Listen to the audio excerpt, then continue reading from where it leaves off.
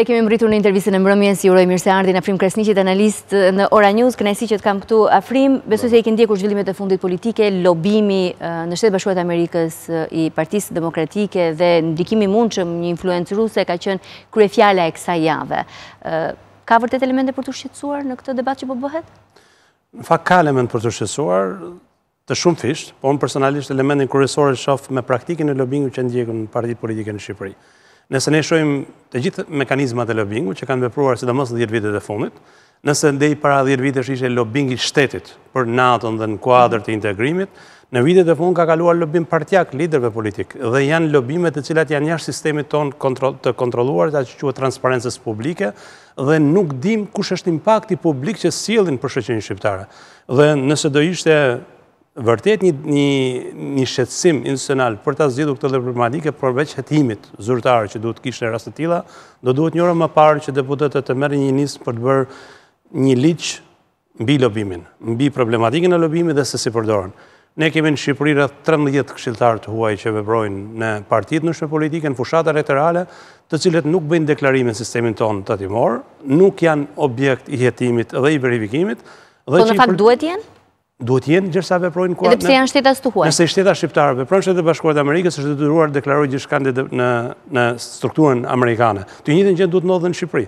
Gjithsa kompanitë e huaja dhe shtetas të huaj vinë dhe lobojnë në fushata elektorale dhe nxisin një lloj mekanizmi lobingi i cili nuk është gjithmonë lobing, por është edhe një lloj me reklama, me artikull porositur, me sulme ndaj rivalëve politikë dhe çdo lloj mekanizma të tjerë, domthonë përfshihen jetën politike. Këta njerëz minimalisht duhet deklarojnë sa para kanë fituar, ai kanë paguar përqindjet e tyre dhe nëse parat kanë qenë lishme. Ti besoj e ke ndjekur edhe debatin dhe deklarimet edhe përgjigjet që ka dhënë kreu i Partisë Demokratike zoti Basha. Ku gjenden gjithë këto para? Ku i gjejnë partitë politike? E para, partitë politike në Shqipëri janë burimi kryesor i informalitetit në Shqipëri. Nëse ka vend ku mund pastrohen parat, janë fushatat elektorale dhe partitë politike. Dhe kjo vlen për gjitha partitë kryesore politike. Ajo çfarë dallon debatin tonë me debatet e tjerëve është se kur ndodh një debat i tillë, të vetmi që nuk duhet flasin janë politikanët. Politikanët duhet shkojnë në prokurori dhe të japin deklaratë aty, qoftë ata pro dhe kundër. Në momentin që politikanët e përdorin si një lloj topi sulmi ndaj njëri tjetrit, në fakt nuk ndodh asgjë, i japin konotacion politik dhe publiku nuk merr vesh çfarë po ndodh. Në rastin konkret do duhet që prokuroria ta kishte thënë fjalën e parë për të verifikuar nëse burimi ka qenë i lishëm, ka qenë i deklaruar dhe kush janë pasojat në raport me legjislacionin. Prokuroria duhet kishte qenë në dieni së pari që janë paguar këto para. Por, kjo është e para lidhet me KQZ-n, lidhet me deklarimin dhe pastaj lidhet me prokurorinë. Fakti që nuk ka ndodhur asnjë nga këto mekanizma tregon që siç ndodh rëndom, kalohet në retorikën politike ditës dhe mban konferenca shtypi që nuk kanë sens. Nuk gjen vend tjetër, siç janë tek ne politikanë që dalin lexojnë deklarata shtype pro dhe kundër njëri tjetrit, duke akuzuar njëri tjetrin për pastrim parash e tjerë për lidhje ruse.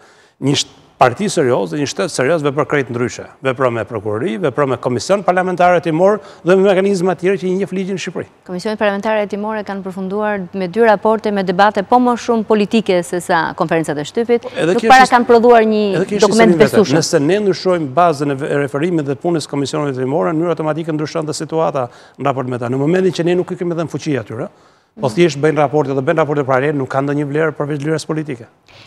Dhe megjithatë, Partia Demokratike në fakt ka thënë se çfarëdo ka paguar për këtë lobim i ka deklaruar në para Komisionit Qendror të Zgjedhjeve dhe pretendimet që shtetasi amerikan Muzin ka bërë në deklarimet e tij nuk kanë asnjë lidhje me Partinë Demokratike apo me Binjatën që rezulton më pas të jetë një kompani ruse me lidhje të mundshme. A mendon se Rusia vërtet mund të ketë shfrytzuar në vitin kur ishin përpara zgjedhjeve parlamentare dhe kur kriza politike pati një skalim të mëtejshëm kanale politike për të tensionuar situatën?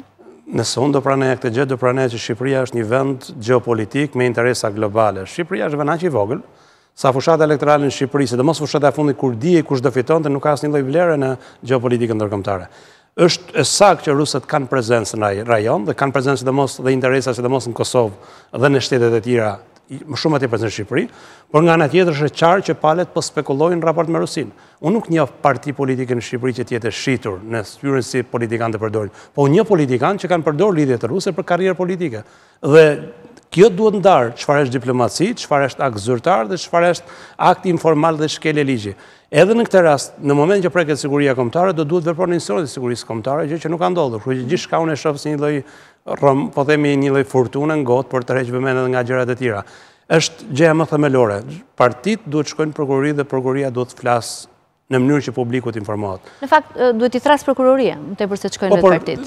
Duhet ketë prokurori që i thret. Po, vitin e kaluar, ne kemi pas rreth 10 deklarata deklarime që janë bërë lobingje në Shtetet e Bashkuara të Amerikës dhe shifra shkon rreth 2 milion euro nga 3 partitë kryesore. Të gjitha këto deklarata duhet jenë burim referimi dhe duhet jenë burim hetimi. Për të parë se nga vjen dhe ku shkojnë dhe politikanë që mbajnë përgjegjësi, nëse është kele ligji, do duhet mbajnë përgjegjësi publike, jo me një falje publike për të larguar nga politika.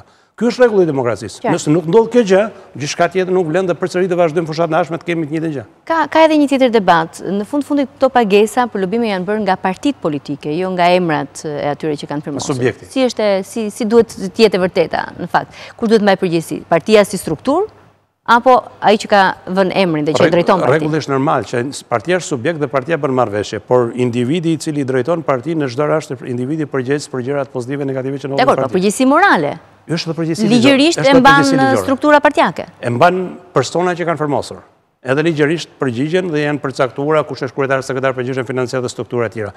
Po nuk besoj që do shkojë gjendja deri atje, sepse nëse supozojmë që rastin konkret do kishte hetim dhe do shkojë, po themi do ditë që ajo marrëveshje lobingit të Partisë Demokratike ka probleme me ligjin, e njëjta gjë do rezultonte për marrëveshjet e Partisë Socialiste dhe për LSI-n. Dhe në momentin që 3 partitë preken, gjithmonë në Shqipëri ka kompromis që mbyllen dosjet dhe unë pres se të njëjta gjë ndodhet tani nëse prokuroria nuk kërkon bashkëpunim ndërkombëtar për të tetuar gjithë proceset e lobingut që kanë ndodhur 10 vitet e fundit në Shqipëri. Unë po i marr një nga deklaratat e para ca viteve, kanë firmosur individ që nuk janë struktura partijake dhe kjo është interesante. Kanë firmosur në emër të partive, individ që s'kan postën në parti, por që sot figurojnë biznesmen të njohur dhe suksesshëm që fitojnë me këto koncesionet publike. Dhe këtu duhet të parë kush është konflikti i interesit, kush është burimi i këtyre tara, janë paguar taksat dhe tatimet, është bën rrugë ligjore dhe në fund fare edhe kush është interesi publik i këtyre lloj lobimesh, të cilat në fund fare një fotografi sot është qesharake të paguash para për të bërë një fotografi me presidentin amerikan ose me kandidatin për president. Jo, në fakt kjo është pyetja ime e radhës. Si shpjegohet që pavarësisht fotografisë me presidentin amerikan apo dhe takimit që bëri kryeministri Rama me Obamën, a kanë këto më ndikim në publik, a ndikohet vota në varësi të dorës apo takimit që bëhet me presidentin amerikan? Të gjitha studimet e viteve të fundit tregojnë që nuk kanë efekt. Ne kemi pas rastin tipik në Kosovë. Kemi pas një person publik, zoti Suroj në atë kohë, që përdori madje edhe në sloganet elektorale dhe në postrat publik përdori fotografinë e president Clinton. Dhe nuk fati asnjë efekt dhe nuk arriti të sigurojë mandate parlamentare. Edhe në Shqipëri e njëjta gjë. Ka ikur koha kur fotot, takimet dhe lajme që një president përkrah një palë caktuar, një moment caktuar, mund të sjellin efekt elektorale. Kështu që është më shumë një lloj mbetje të kaluarës dhe një lloj treguesi që partitë politike nuk kanë ekspertë më të mirë të marrëdhënie publike, sepse mjafton një sondazh, mjafton një test paraelektoral për të kuptuar se çfarë duan qytetarët. Po ndoshta sondazhi i ka çuar në televizje për të larguar nga realiteti? Jo, nuk besoj. Liderit tanë vdesin për treguar që tek qytetarët, sidomos militant, për treguar që unë nuk jam vetëm lideri juaj. Unë jam lideri juaj sepse më don njeriu më i rëndësishëm i botës. Kështu që ata luftojnë me çdo kush për të pasur një audiencë, një ftesë, një takim dhe një fotografi me një nga liderit kryesor botror. Dhe kjo është më shumë problemi i liderëve sesa problemi i shoqërisë. Si është pozicionimin e Partisë Socialiste që është aktualisht në qeveri në mënyrën se si po e sulmon Partinë Demokratike për këtë lobim, pasi dhe Partia Socialiste ka përdorur vetë këtë metodë? Po, do ishte interesante që Partia Socialiste para se të bënte akuza, të cilat ndonjëherë e ka tejkalojnë edhe sensin e masës, sepse kur akuzon financim në një kompani amerikane nuk do thotë që ke financuar Rusin, janë dy gjëra të ndryshme. Por nga ana tjetër, të duhet që të ajo deklarante çfarë ka bërë me kontratat e saj, si janë paguar ato, kush kanë qenë burimet e financimit dhe ju përmenda dhe Partia Socialiste ka një rast që një individ ka firmosur në emër të Partisë Socialiste dhe nuk mban asnjë post në Partinë Socialiste. Për treguar çfarë përfaqëson ky individ dhe kush është rasti që ky individ ishte dhënë kjo kompetencë dhe kush është shpërblimi që ky ka marrë, duke thënë që është një nga biznesmenët kryesor në klientët e qeverisë. Kjo është një proces i janë më shumë është sistemi korruptuar, ku palet dedikut korruptuar, apo mundohen për baltosur njëri tjetrin për prakt balta i ka prekur gjithë. Afrim, mendon se gjithë kjo furtunë do të mbyllet me debatin e nesërm në Kuvend? Ku do të flitet ndoshta për fundet? I vetë njerëzit nuk mendoj që debati do jap ndonjë efekt. Do ketë akuza personale, denigrime dhe në fund ditës qëllimi i mazhorancës do jetë që do dej diku do arrit të heqë vëmendje nga problematikat e ditës dhe qëllimi i opozitës do arrit të thotë që edhe ju jeni gjithë një lloj si ne dhe praktikisht nuk ka dallim në këtë lloj pike, nuk ka të mirë ose të keq.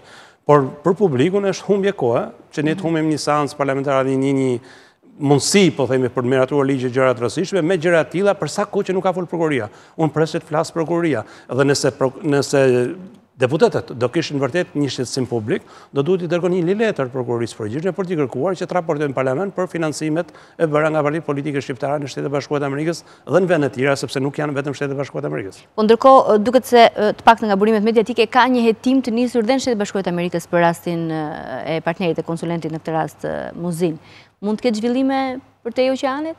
Mund të ketë, por është praktika amerikane. Nëse mbani mend edhe para 2 vitesh, kur ata patën një problem me zotin Rama dhe Obama, përsëri amerikanët kryen hetime dhe dënuan individin, por nuk e prek Shqipërinë kjo gjë. Amerikanët janë fanatik të strukturës vetë tatimore dhe strukturës vetë financiare, kështu e thajnë korrekt me ligjin. Ne duhet mësojmë nga modeli i tyre për të bërë hetimet tona dhe për nxjerrur nëse ka shkile ligji dhe nëse ka shkile ligji kush janë individët fajtorë dhe fajtorët vijnë para drejtësisë. Duket se kjo pjesë e parë bisedës u rrotullua gjithë rreth prokurorisë. Si është punën e prokurorisë deri tanishme? Është interesante sepse kur zon dhjetëtor na u thatë që do jetë në Mars. Tani që erdhi Marsi ne po shohim që nuk është vetëm deri në Mars.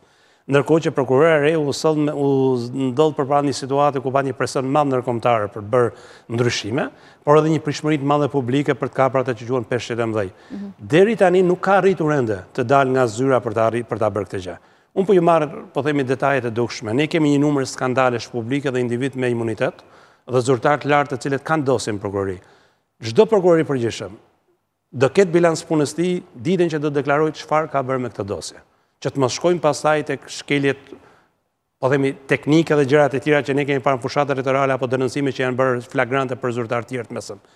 Do duhet që rendi i parë i punës, prioriteti kryesor të jenë të dosja. Nëse ata arrin të japin përgjigjen se këta individ janë të ndershëm, janë fajtor, duhen përgjigjen para ligjit apo jo, kjo do jetë testi kryesor i prokurorisë. Deri tani nuk është përballur me këtë test, i është larguar edhe për shkak të mandatit kufizuar që ka. E ka mandatin e kufizuar, pra po e pengon mandati që ta kryejë detyrën siç duhet? Kam përshtypjen janë të dyja, qoftë edhe mandati i saj, qoftë edhe kriza politike deri diku se në raport me prokurorin. Sepse një prokuror ka shumë vështirë të punojë praktikisht kur politika e sulmon, e denigron etj dhe ndihet i pambrojtur dhe këto do rrethana më mirë preferon merret me çështje me krimin organizuar dhe me elementë tjerë të cilët përbëjnë lajm, por nuk janë themelor për Shqipërinë. Në fakt, nëse do të bëj revolucion në Shqipëri, nëse do të nushoj diçka, nëse do të ngelet me gjurmë pozitive në histori, do duhet ju thotë shqiptarëve si është e mundur që vendi me korrupsionin më të lartë politik dhe vendi me nivelin më të lartë të politikanëve të korruptuar dhe me politikanë më të pasur në vendin më të varfër, asnjë prej tyre nuk ndodhet bankës drejtësisë dhe asnjë prej tyre nuk ka një proces real hetimor të avancuar për ta përballur me drejtësinë. Kjo tregon se ka qenë vetëm organet e akuzës kanë qenë të dobta apo se gjithë sistemi ka mbuluar? Unë personalisht e shoh problemin te organi i akuzës. Sot nëse gjyqtarëve, sidomos në kushtet e reformës drejtësisë, nëse dërgohet dosje për politikanë korruptuar, janë të detyruar të marrin një vendim ndryshe nga herët e tjera. Por deri tani nuk kemi dosje. Edhe procesi më i bujshëm i nisur ndaj ministrit brendshëm, ish ministrit brendshëm, ende s'ka asnjë evolim, kur ishte premtuar që brenda 90 ditëve do kishte një vendimmarrje në lidhje me të. Vetingu, herë në fund që kemi qenë në studio kemi folur për reformën në drejtësi, problemet e zbatimit të reformës në drejtësi. Vetingu pati një rezultat, të paktën nëse mund ta quajmë të tillë në fillim të javës, shkarkimin e një komisioneri. Për shkak të vendimarrjes që ishte pasur apo për atë që ishte u deklaruar si një pengim i punës. Pas kësaj nuk kanë filluar ende të bëhen publike dosjet e hetuara deri tani. Në dijenin time, unë kam pasur mundësi të kem kontakt dhe informacion, po themi, nga organet e Vetingu, dhe në dijenin time në fundin muajit mars dhe fillojnë atë quhen seansat e paradegjimore me individet të cilët tashmë është përfunduar kontrolli, por që sipas atyre që e kontrollojnë mund të kenë probleme me pasurinë ose me probleme vendimarrjes tyre profesionale. Ta dihen kush janë, sepse janë krerët e institucioneve ekzistuese. Jo të gjithë, nuk do kalojnë të gjithë në hearing, do kalojnë vetëm individet të cilët kanë probleme që duhet japin shpjegime shtesë. Probleme që është deklaruar dhe ata do duhet mbrojnë vetë natyrë. Por kemi edhe dy kategori tjera, një kategori minimale e cila ka lënë Vetingu dhe nuk ka nevojë për seans, vetëm nëse ka kërkesë nga komisioneri publik apo nga struktura tjera, dhe po ashtu kemi një kategori e cila nuk do preferojë të konkurrojë për postet e reja dhe në mënyrë automatike heq dorë nga Vetingu.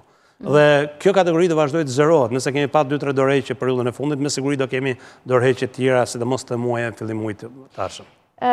Burime edhe të gazetarëve, po jo vetëm me siguri të politikanëve, të prokurorëve, gjyqtarëve, kanë qarkulluar ditët e fundit dhe flasin për emra gjyqtarësh edhe të famshëm, të cilët mund të kenë probleme me Vetingun. Ajo çfarë më bëri mua përshtypje është se ka rrjedhje informacioni dhe me këtë reformën e re me sistemin e ri që po ndërtohet? Nga e din ata që kanë probleme për shembull, sepse ka informacione, ka burime që disa prej tyre kanë marrë dhe avokat. Kam përshtypjen që më shumë sa rrjedhje informacioni është më shumë individët vetë njohin veten e tyre dhe në momentin që është kërkuar më shumë informacion për dosjet dhe deklarimit tyre, ata kanë nuhatur dhe kanë kuptuar situatën ku ndodhet. E dyta është marrë informacion, një numër institucionesh do thotë në Tiranë është lehtë qarkullohet në moment që të vjen kërkesa për një individ të qarkulloj midis tyre, sidomos kur bëhet fjalë për funksionar të lartë drejtues. Dhe e treta janë partitë politike që po janë si roli i atyre uqërve që po qëndrojnë rreth organeve vettingut për të marrë informacione dhe për të goditur njerëzit që ata mendojnë të arsyeshme në agjendat e tyre politike. Të gjithë këto element bashkohen me nevojën e medias për pasur lajm. Organet e vettingut kanë dështuar deri tani marrëdhënie publike, sepse për shkak mungesës së mekanizmave funksional, përvojës, po dhe investimit, ose trajnimit teknik, nuk kanë arritur ende të krijojnë një marrëdhënie të besueshme publike me publikun, me mediat. Dhe në moment që ata nuk japin informacion, media vetë beson çdo informacion që vjen edhe nga burime tjera informale. Ti the në fund të marsit pritet fillojnë dëgjesat për... Në djenin time është fundi i marsit, fillimi i dëgjesave dhe gjatë gjithë muajit prill. Dhe do të ketë ajo që pritej një dorëheqje masive magjistratëve të mundshëm? Jo, i pritej shumë atë për dorëheqje, nuk pres ketë dorëheqje të lartë, sidomos në të grupin e parë i cili është funksionar të lartë. Por ka disa prej tyre individëve të cilët do të deklarojnë që nuk duan të konkurrojnë për postet e reja, për shkak daljes pension, për shkak mbushjes mandatit kushtetues, ose për arsye të tjera personale, dhe kjo është një mënyrë e butë diplomatike për t'u larguar vettingut. Ndërkohë, qeveria u zhvendos 2 ditë në Elbasan, nuk e di nëse ndoqe, edhe me përfestimet e ditës verës, edhe do doja dija në gjithë këtë klim politike, debati për lobimin e Partisë Demokratike, çfarë po ndodh me qeverisjen në vend?